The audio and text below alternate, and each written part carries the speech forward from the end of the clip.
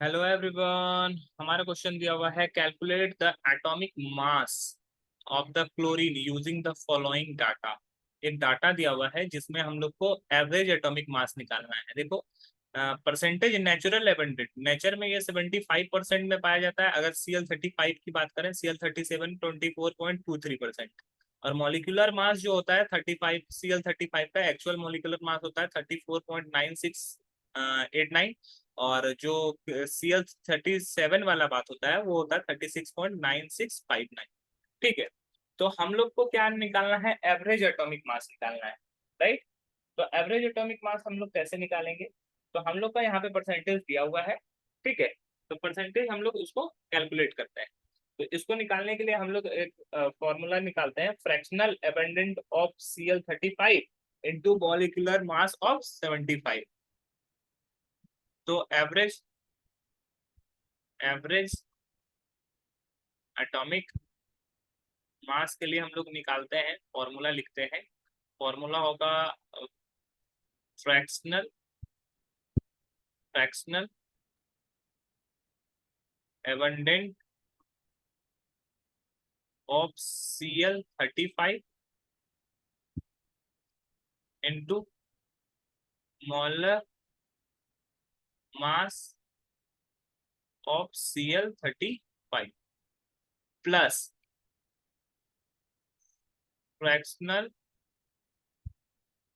Abundance of Cl37 into molar mass of Cl37। इसको calculate कर लो। Fractional abundant कितना है? 75.77 बाय 100 इंटू मॉलिक्यूलर मास कितना हो जाएगा? 34.9689 प्लस ये कितना है? 24.23%। परसेंट को हटाएंगे तो 100 से डिवाइड करना होगा इंटू इसका वेट हो गया 36.9659। ठीक है। इसको अगर सॉल्व करोगे इस वाले पार्ट को, तो ये वैल्यू आ जाएगा 26.4959। ठीक है।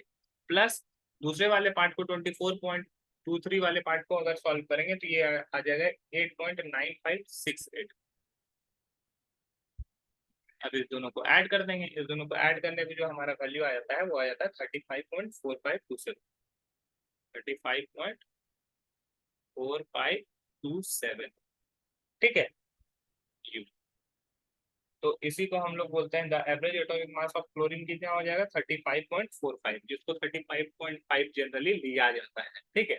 उसको अगर जनरली कैलकुलेट किया जाता है तो कैसे किया जाता है? इसको 34.9 को 35 मानते हैं और 36.9 को 37 मानते हैं। इसको लगभग 25% मानते हैं, ये इसको 25% निकालते हैं। और जब इसका एवरेज एटॉमिक मास निकलता है तो ये 35.5 के रूप में निकलता है। आई होप ये क्वेश्चन आपको समझ में आ गया होगा। That's all, thank you.